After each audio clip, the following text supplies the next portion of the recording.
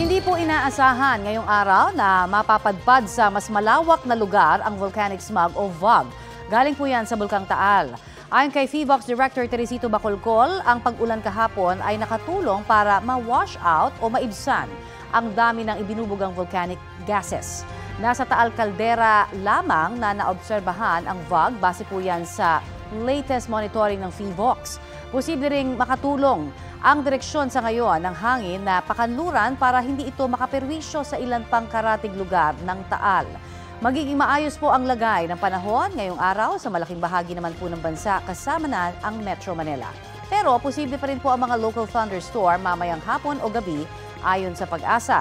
Ulang dulot naman ng hanging habagat ang aasahan sa Batanes at Babuyan Islands.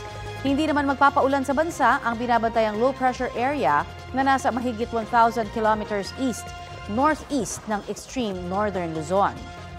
Mababa po ang tsansa ng nasabing LPA na maging bagyo.